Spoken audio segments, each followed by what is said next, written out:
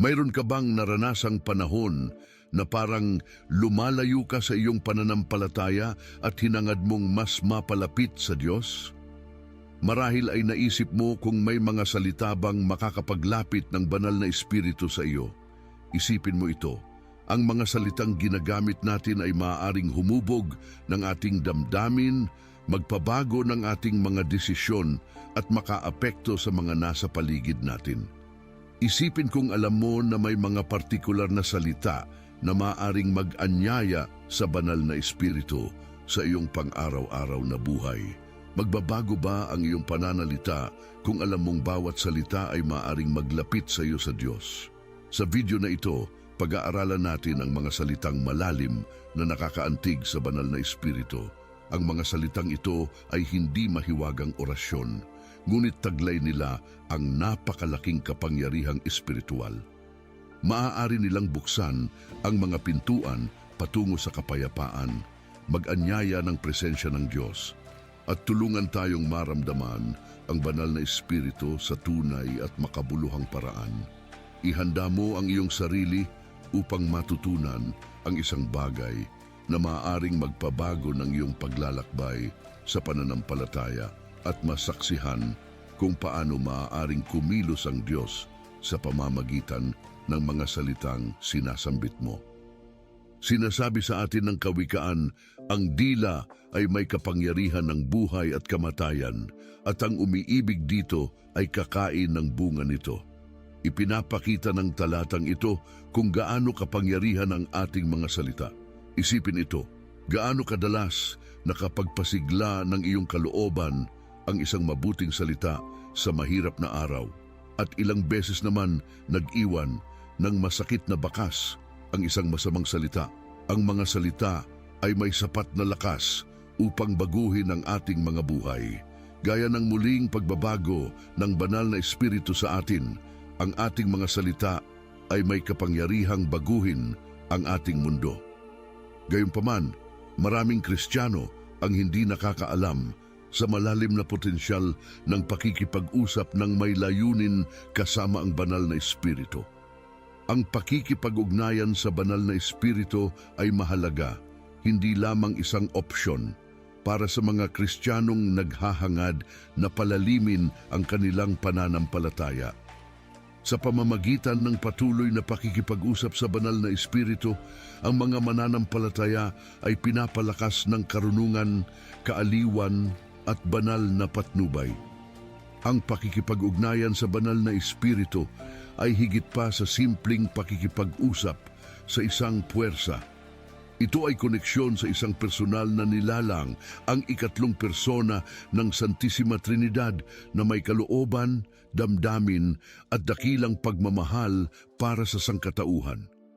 Ang ugnayang ito ang nagbibigay daan sa mga mananampalataya upang tumanggap ng makalangit na patnubay at isang kapayapaang hindi maipaliwanag.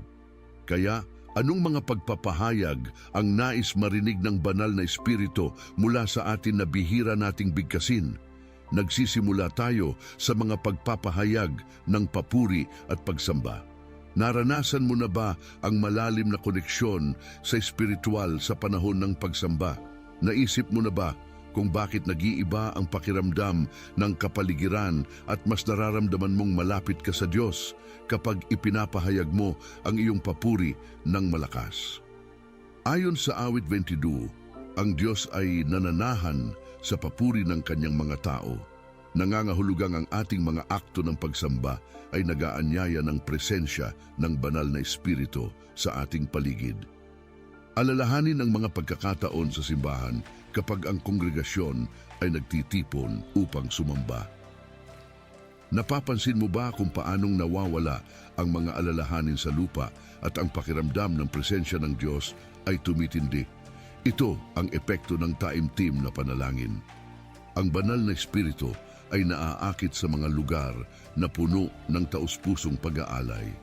Higit pa sa pagkanta, ito ay ang pagbuhos ng kaluluwa na nag-aanyaya sa Espiritu ng Diyos upang punuin ang kapaligiran. Pagkatapos ng ganitong mga sandali ng pagsamba, Madalas kang makakita ng mga bagay ng mas malinaw, tila mas magaan ang mga pasanin at natutuklasan mo ang panibagong lakas at pag-asa. Naisip mo na ba kung paano maaring lumampas ang papuri at pagsamba sa mga pader ng simbahan? Isipin ang pagsasama ng papuri sa iyong pang-araw-araw na buhay. Kahit nasa bahay, opisina o nasa labas ka, maaari mong parangalan ng Diyos sa iyong mga salita at gawa, at sa gayon, inaanyayahan ang banal na Espiritu na patuloy na manahan sa iyo. Isipin ang paggawa ng papuri bilang pangunahing bahagi ng iyong mga pang-araw-araw na gawain. Maaaring madama mo ang kapayapaan at kasiyahan, hindi apektado ng mga pagsubok na iyong hinaharap. Naalala mo ba ang kwento ni na Pablo at Silas sa Biblia? Kahit nakakulong sila, sila'y nanalangin at umawit ng mga himno sa Diyos. Ang resulta ay kamangha-mangha, isang lindol na yumanig sa piitan hanggang sa pundasyon, bumukas ang mga pinto at natanggal ang mga gapos ng lahat ng bilanggo. Ipinapakita ng makapangyarihang kwentong ito ang malalim na epekto ng papuri, na literal na maaring magpalaya ng mga tao. Ang ating mga pagpapahayag ng papuri ay may natatanging lakas sa espiritual na larangan, na may kakayahang magdala ng mga himala sa ating buhay at sa iba. Ngayon, isipin mo ito, gaano karaming oras ang inilalaan mo sa papuri at pagsamba? Mari mo bang gawing isang malay na desisyon na maglaan ng mas maraming oras sa pagsasanay na ito upang makita ang mga pagbabagong maaaring dalhin ng banal na Espiritu sa iyong buhay? Ang taus-pusong papuri ay hindi lamang nagpapaligaya sa Diyos.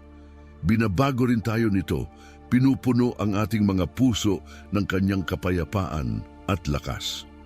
Tingnan naman natin ang isa pang paraan upang tanggapin ang banal na Espiritu sa iyong buhay, sa pamamagitan ng mga salita ng pagsisisi at pag-amin.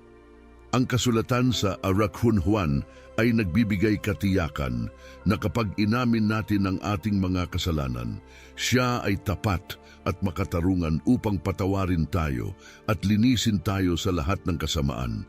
Ipinapakita nito na ang tapat na pag-amin ay hindi lamang nagtatamo ng kapatawaran ng Diyos, kundi nagbubukas din ng landas para sa aktibong pagkilos ng banal na Espiritu sa ating mga puso, na nagdadala ng kalinisan at panibagong sigla.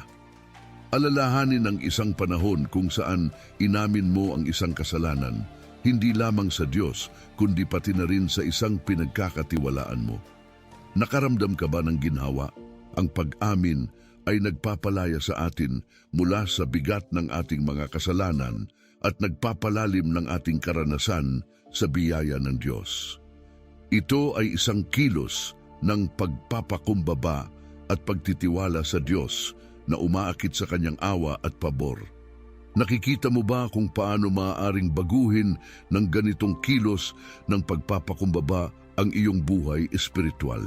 Isipin ang kwento ni Haring David pagkatapos ng kanyang pagkakasala kay Bathsheba, kung saan taimtim niyang hinanap ang kapatawaran ng Diyos. Sa awit 51, nakiusap si David, "Lumikha ka ng isang malinis na puso sa akin, O Diyos, at magpanibago ka ng matatag na espiritu sa loob ko." Ipinapakita nito ang malalim na epekto ng pag-amin at pagsisisi sa espiritual na panunumbalik at pagbabalik loob. Ang pakiusap ni David ay hindi lamang para sa kapatawaran, kundi pati na rin para sa isang pusong nalinis at isang espiritong naging matatag muli. Ang makapangyarihang gawaing ito ng pagsisisi ay naghahanda ng daan para sa banal na espiritu upang magdala ng kagalingan at pagbabago sa ating mga buhay, ayon na rin sa Biblia na naglalarawan ng mapagpalayang kapangyarihan ng pag-amin. Sa Santiago 5, tayo ay hinihikayat na ipahayag ang inyong mga kasalanan sa isa't isa at ipanalangin ang isa't isa upang kayo'y gumaling. Ipinapakita nito na ang pag-amin ay higit pa sa isang formal na ritual. Ito ay isang makapangyarihang pagpapahayag na umaasa sa awa at biyaya ng Diyos. Sa pamamagitan ng pag-amin ng ating mga pagkakamali sa Diyos at sa iba at paghiling ng kapatawaran, binubuksan natin ang ating mga sarili sa nakakapagbago na gawain ng banal na Espiritu na nagpapahintulot sa parehong paglilinis at espiritual na panunumbalik. Bukod pa rito, isaalang-alang ang mga benepisyong psikolohikal ng pag-amin. Napansin mo na ba ang ginhawa at kapayapaan na nadarama pagkatapos ihayag ang isang nakakaabalang isyu? Ang tunay na pag-amin ay nagpapakita ng pagpapakumbaba at pagtitiwala sa Diyos, mga katangiang lubos na nakakaakit sa banal na Espiritu. Ito ay hindi lamang nagpapagaan ng ating konsensya kundi pinalalakas din ang ating ugnayan sa Diyos na nagdadala ng mas malaking kalayaan at kapayapaan. Ngayon tuklasin natin ang ikatlong uri ng makapangyarihang mga salita, mga salitang nagpapahayag ng pasasalamat. Itinuturo ng kasulatan na ang pasasalamat ay hindi lamang damdamin, kundi isang makapangyarihang espiritual na pagsasanay na nag-aanyaya ng presensya ng banal na Espiritu at nagbabago ng ating buhay.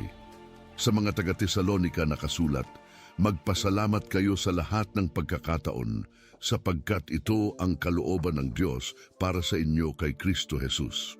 Ang panuto na ito ay nagpapasigla sa atin na manatiling mapagpasalamat sa bawat sitwasyon, hindi lamang sa mga magagandang o madaling panahon. Isipin mo kung paano magbabago ang iyong buhay kung sisimulan mo ang bawat araw sa isang panalangin ng pasasalamat. Pinipili ang pasasalamat kaysa sa mga reklamo tungkol sa iyong mga hamon. Paano kaya magbabago ang iyong pananaw? Ang makabagong pananaliksik sa psikolohiya ay nagpapatibay din sa kahalagahan ng pagsasanay ng pasasalamat. Ipinakikita ng mga pag-aaral na ang mga taong regular na nagpapahayag ng pasasalamat ay mas masaya, mas mababa ang stress at mas matatag sa harap ng mga pagsubok. Ang pagsasanay ng pasasalamat ay nagpapabuti sa ating emosyonal na kalusugan, nagpapalakas ng ating mga relasyon at nagpapataas ng kabuuang kasiyahan sa buhay. Ang kwento ng 10 ketongin sa Lucas 10:15 ay nagpapakita ng malalim na epekto ng pasasalamat. Pinagaling ni Jesus ang 10 ketongin, ngunit isa lamang ang bumalik upang magpasalamat. Napansin ni Jesus ang pagkawala ng iba at sa pagkabigla tinanong, wala bang bumalik upang magbigay ng papuri sa Diyos maliban sa dayuhang ito? Ang kwentong ito ay nagpapakita na ang pasasalamat ay hindi lamang nagpapaligaya sa Diyos. Nagbubukas din ito ng pintuan para sa karagdagang mga biyaya. Pinuri ni Jesus ang taong mapagpasalamat, sinasabing, bumangon ka at umalis, pinagaling ka ng iyong pananampalataya. Isipin mo ang mga karagdagang biyaya na maaaring dumating mula lamang sa pagpapahayag ng pasasalamat, pagnilayan ng iyong pang-araw-araw na mga gawain. Gaano kadalas kang naglalaan ng oras upang magpasalamat? Mayroon bang mga pagkakataong maging mapagpasalamat kahit sa gitna ng mga kahirapan? Ang pasasalamat ay higit pa sa isang emosyonal na reaksyon. Ito ay isang sinasadyang pagpili upang kilalanin ang patuloy na pagkilos ng Diyos sa ating mga buhay. Sa pagpili ng pasasalamat, inaanyayahan natin ang banal na Espiritu na punuin ang ating mga puso ng kapayapaan at kagalakan na lampas sa ating kasalukuyang kalagayan. Ang pasasalamat ay lumalalim ang ating ugnayan sa banal na Espiritu. Kinikilala ang kanyang impluensya sa ating mga buhay at ginagawa tayong mas bukas sa kanyang patuloy na presensya at gabay. Isipin kung paano maaring mabago ang iyong pang-araw-araw na buhay kung sisimulan mo ang bawat umaga sa isang sandali ng pasasalamat para sa aktibong presensya ng banal na Espiritu. Simula ngayong araw, tuklasin natin ang ika-4 na uri ng makapangyarihang mga salita ng pananampalataya. Itinuturo ng Biblia na ang pananampalatayang ipinahayag sa ating mga salita ay may potensyal na lubos na baguhin ang ating realidad. Ipinaliwanag ni Jesus sa Marcos 11 na, "Katotohanang sinasabi ko sa inyo, kung ang sino man ay magsabi sa bundok na ito, magpatapon ka sa dagat at hindi magdududa sa kanyang puso, kundi maniniwala na mangyayari ang sinabi niya, ito ay mangyayari sa kanya." Ang talatang ito ay nagpapakita ng hindi kapani-paniwalang impluensya ng pananampalatayang ipinapahayag sa ating mga salita. Magbalik tanaw sa isang pagkakataon kung saan hinarap mo ang isang mabigat na pagsubok. Paano naapektuhan ang sitwasyon nang nagbigay ka ng mga salita ng pananampalataya at pagtitiwala sa Diyos? Ang pagproklama ng pananampalataya ay hindi lamang isang ehersisyo ng pagiging positibo, kundi isang sinasadyang pagkakahanay ng ating mga salita sa layunin at kapangyarihan ng Diyos. Kapag ipinapahayag natin ang ating pananampalataya, pinapakawalan natin ang kapangyarihan ng Diyos sa ating mga buhay at sa ating paligid. Isipin kung paano ito maaaring gawing tagumpay ang mga tila hindi malalampasang hadlang sa mga sandali ng himala. Isang kamangha-manghang halimbawa ng ganitong pananampalataya sa pagkilos ay makikita sa kwento ng babaeng may sakit sa dugo sa Marcos 10.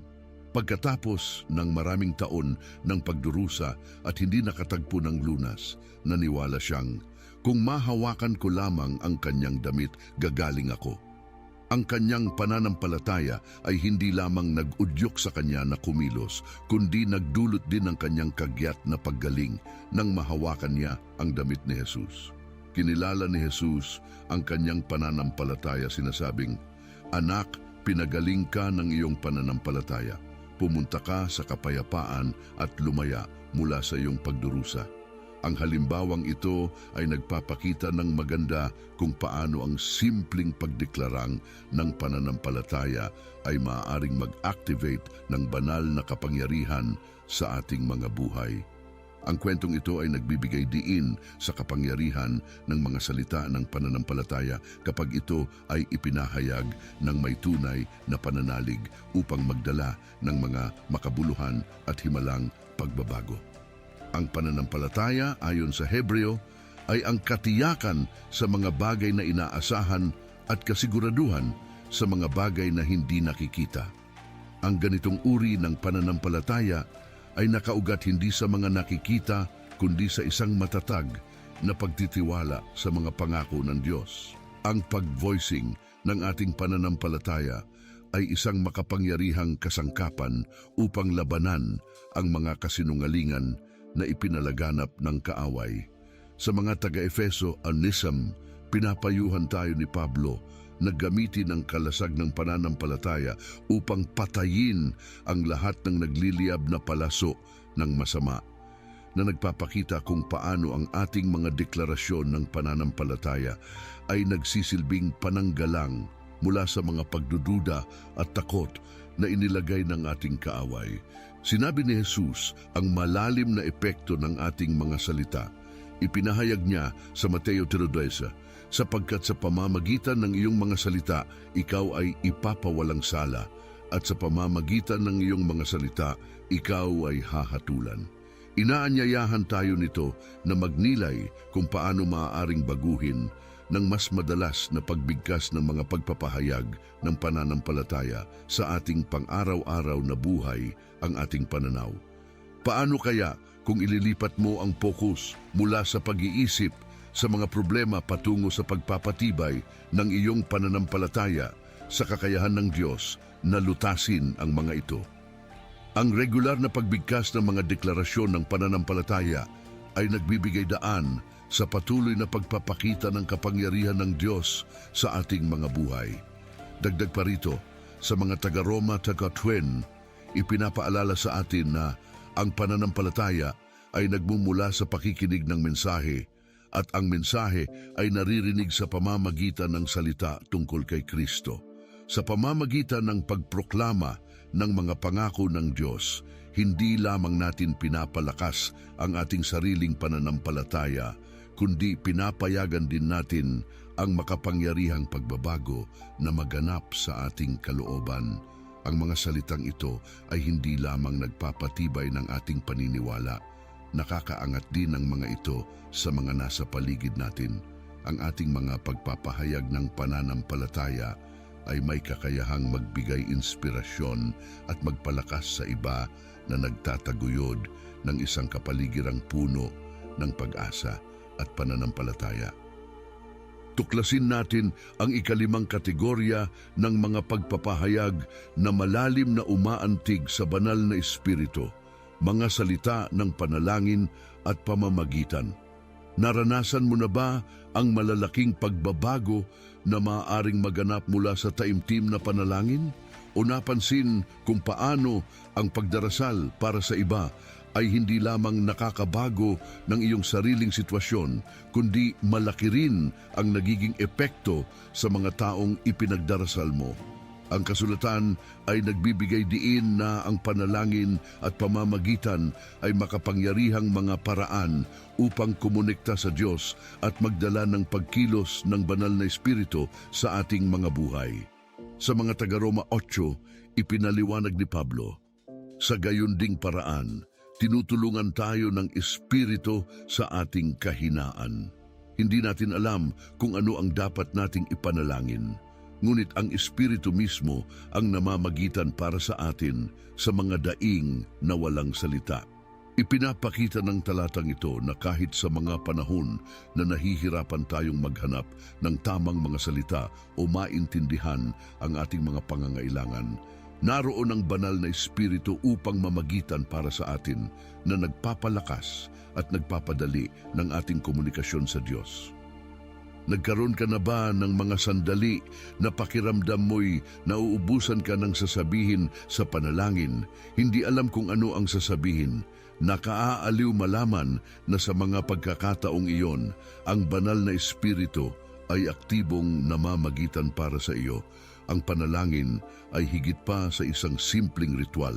Ito ay isang malalim na pakikipag-usap sa ating Amang nasa langit, isang banal na espasyo upang ipahayag ang ating mga kalooban, ibahagi ang ating mga alalahanin, humingi ng gabay at magpasalamat sa kanyang walang katapusang mga biyaya.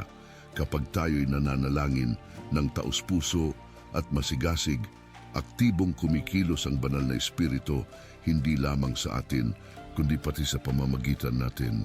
Nagdadala ng pagbabago para sa mga ipinapanalangin natin. Nauunawaan mo ba ang malalim na epekto ng iyong mga panalangin kapag pinangunahan ng banal na espiritu? Balikan ang papel ni Moises at kung paano ang kanyang mga panalangin may pagmamakaawang pamamagitan ay pumigil sa pagkawasak ng Israel sa Exodo 32. Nang nagkasala ang mga Israelita sa pagsamba sa gintong guya, taimtim na nakiusap si Moises para sa awa ng Diyos sa kanilang ngalan.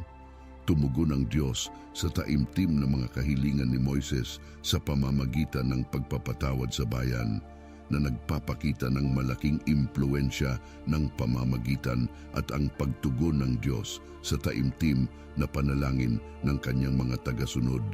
Katulad nito, nagbigay si Jesus ng huwaran para sa isang buhay na puno ng panalangin. Sa Lucas 3, nalaman natin na ngunit madalas na nag-iisa si Jesus at nananalangin.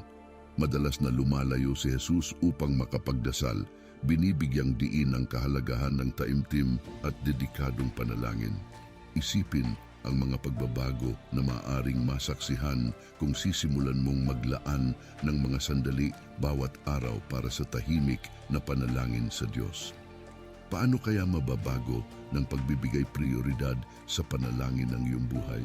Dagdag pa rito, hinihikayat tayo sa Santiago 3, kaya't ipahayag ninyo ang inyong mga kasalanan sa isa't isa at ipanalangin ang isa't isa upang kayo'y gumaling.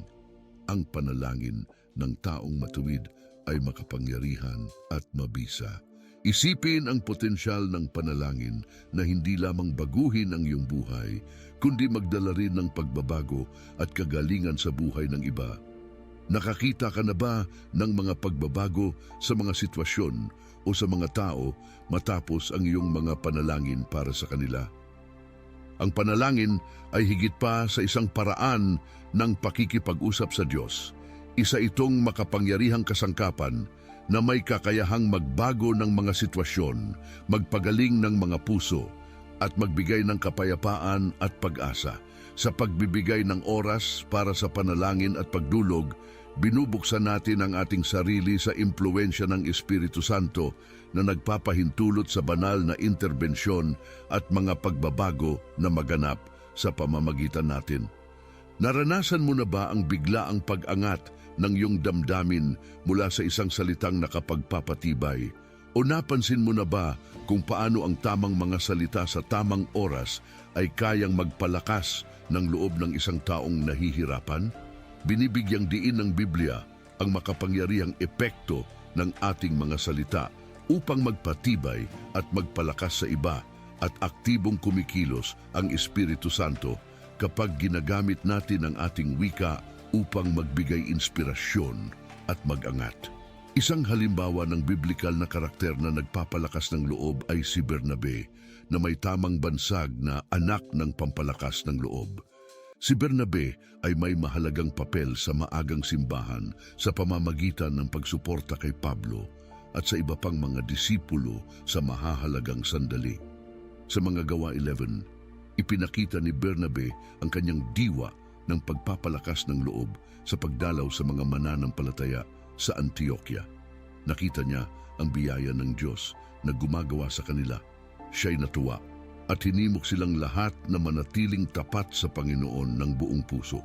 Inilarawan siya bilang isang mabuting tao, puno ng Espiritu Santo at pananampalataya, at ang kanyang mga salita ng pagpapalakas ng loob ay nagbunga ng malaking pagtaas ng mga taong lumalapit sa Panginoon. Ang kanyang mga salita at gawa ay hindi lamang nagpapatibay sa mga mananampalataya, kundi tumulong din sa pagpapalaganap ng Ebanghelyo. Ang kwento ni Bernabe ay nagtuturo sa atin na ang mga salitang nakapagpapalakas ng loob ay may kapangyarihang magbago ng mga sitwasyon, mag-angat ng mga nabigong kalooban, at magbigay ng pag-asa sa mga sandali ng kawalan ng pag-asa.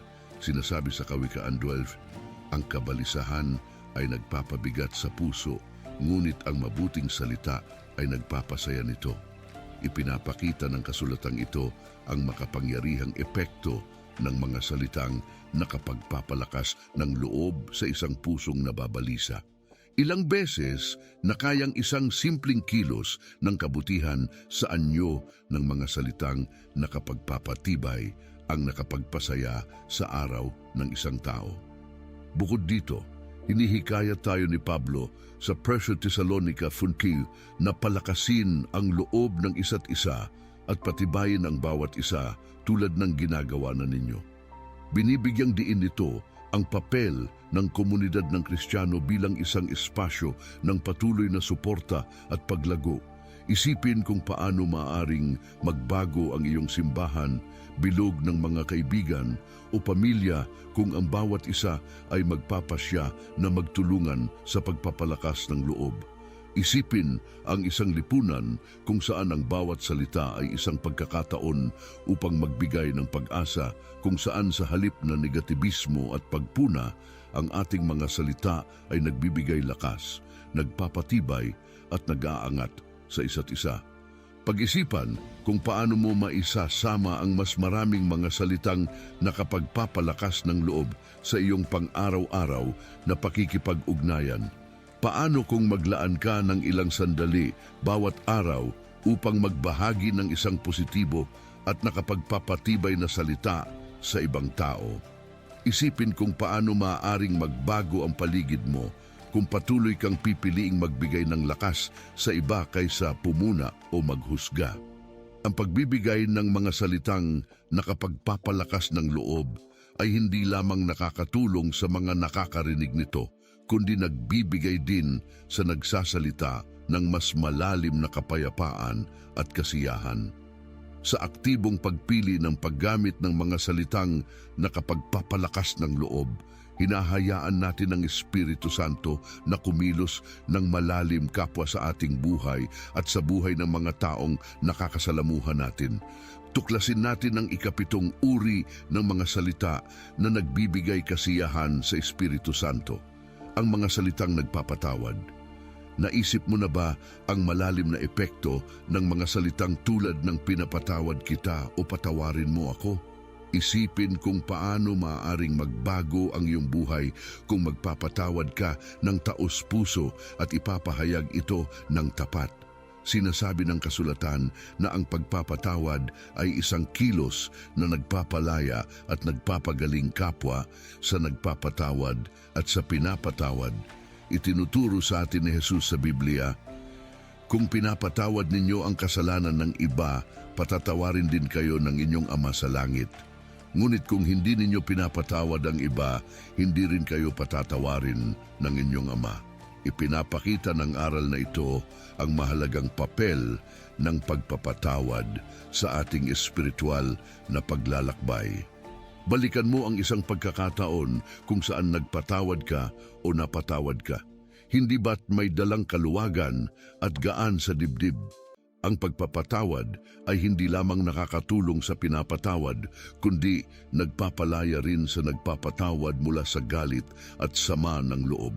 Sa pagpapatawad, hinahayaan nating kumilos ang Espiritu Santo sa atin, nagdadala ng kagalingan at panibagong simula. Isang makapangyarihang halimbawa ng pagpapatawad sa Biblia ay makikita sa kwento ni Jose sa Genesis 50.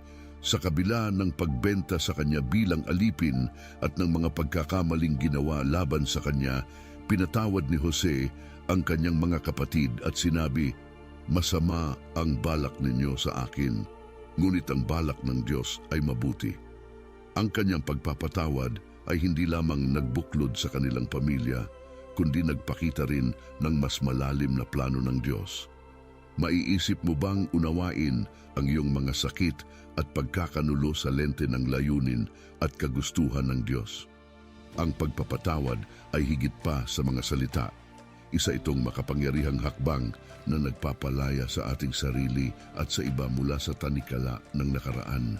Pinaalalahanan tayo ni Pablo sa mga kasulatan, maging mabait at mahabagin sa isa't isa, nagpapatawad sa isa't isa tulad ng pagpapatawad sa inyo ng Diyos sa pamamagitan ni Kristo.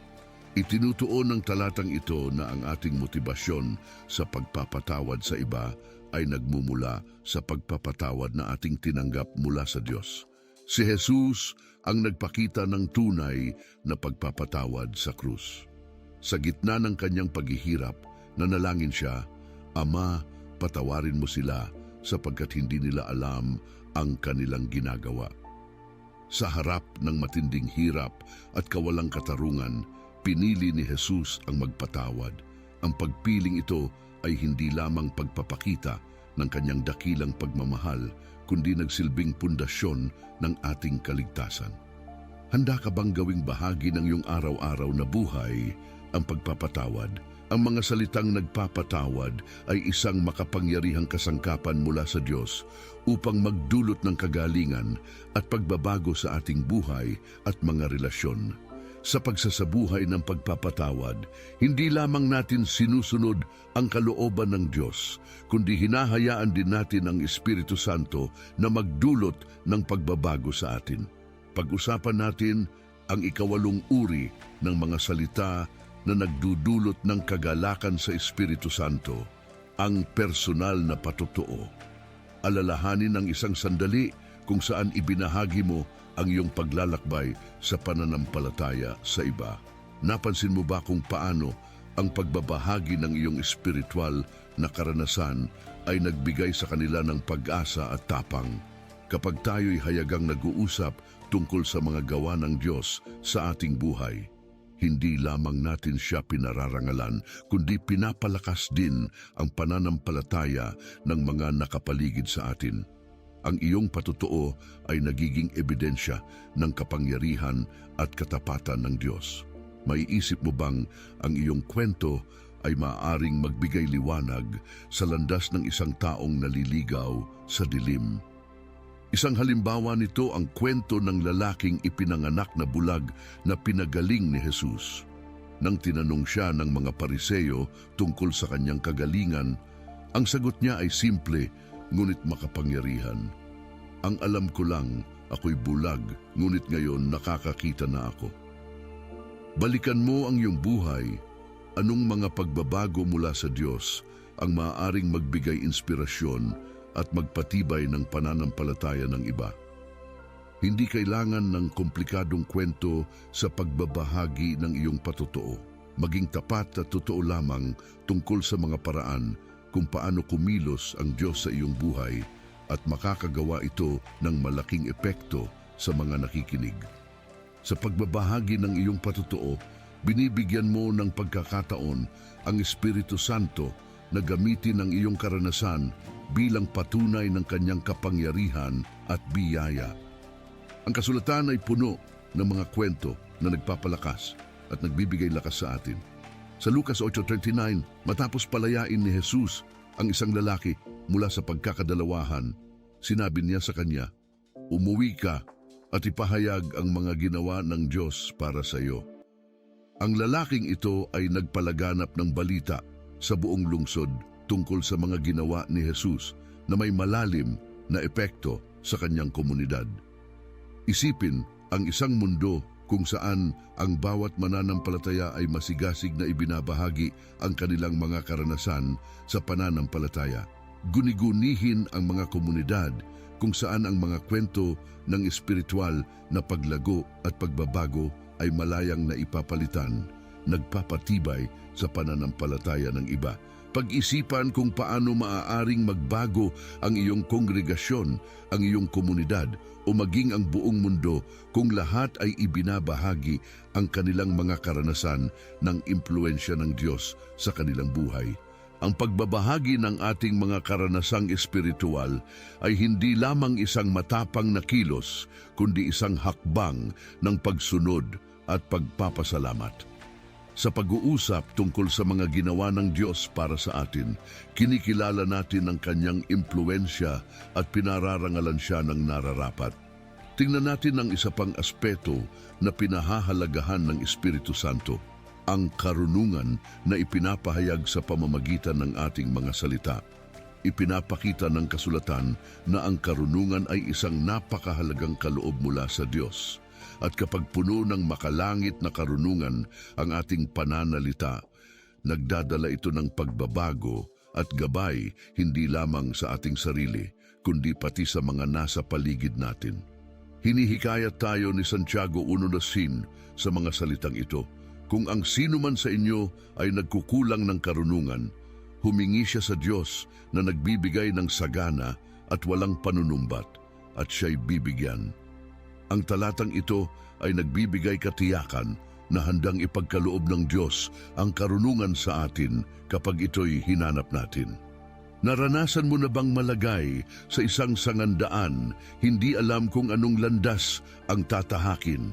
Isipin kung paano magbabago ang iyong buhay kung alam mong maaari kang lumapit sa Diyos para sa karunungan at makakatanggap nito. Isang halimbawa nito ay si Haring Solomon sa Biblia. Siya'y mapagpakumbabang humingi ng isang pusong may unawa upang pamahalaan ang iyong bayan at upang makilala ang mabuti at masama. Nalugod ang Diyos sa tapat na kahilingan ni Solomon at pinagkalooban siya ng pambihirang karunungan na ipinakita sa maraming pagkakataon gaya ng kanyang matalinong paghuhusga sa kaso ng dalawang babaeng nag-aaway tungkol sa pagkaina ng isang bata. Ano kaya kung magkaroon ka ng kakayahang gumawa ng tamang desisyon sa bawat aspeto ng iyong buhay?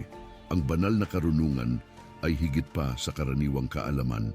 Ito ay pagkakaintindi sa buhay mula sa pananaw ng Diyos at pagsunod sa kanyang kalooban.